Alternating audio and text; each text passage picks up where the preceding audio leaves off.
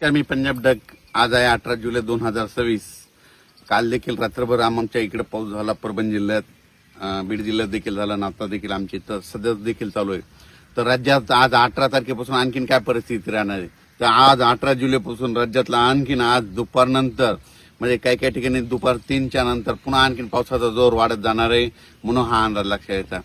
खास करून तुम्हाला एक सांगू इच्छितो की सोलापूर जिल्हा, बीड जिल्हा, लातूर जिल्हा, धाराशिव जिल्हा, सांगली जिल्हा, त्याच्यानंतर सांगलीमध्ये आटपाडी, पंढरपूर, सांगोला त्या परिसरामध्ये काय झालं, पाऊस कमी होता. पण ह्या जिल्ह्यातले सर्व शेतकऱ्यांना सांगू इच्छितो, तुम्ही घाबरू नका. आणखीन जवळपास 4-5 दिवस 25 तारखेपर्यंत म्हणजे यात्रेपर्यंत, पंढरपूरच्या यात्रेपर्यंत चांगला दररोज जोराचा पाऊस पडणार आहे. म्हणून धाराशिव जिल्हा, लातूर जिल्हा, बीड जिल्हा, त्याच्यानंतर सोलापूर जिल्हा, सांगली जिल्हा, त्याच्यानंतर आटपाडी, सांगोला त्या परिसरातली जोराचा पाऊस आज सुरू होणार आहे.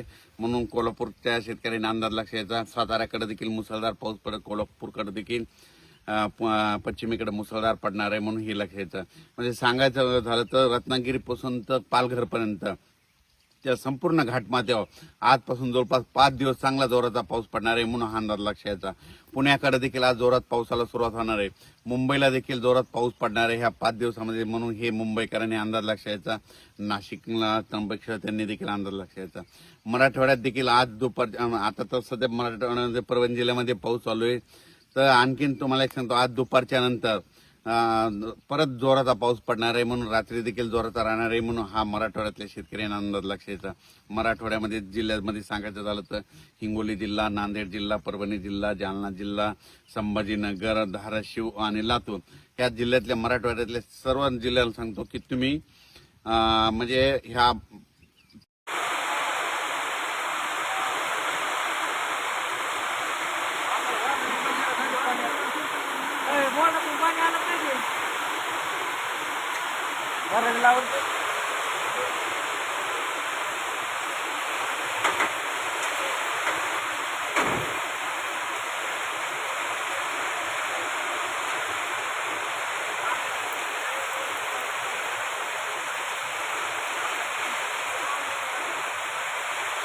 Tidak, depan lagi.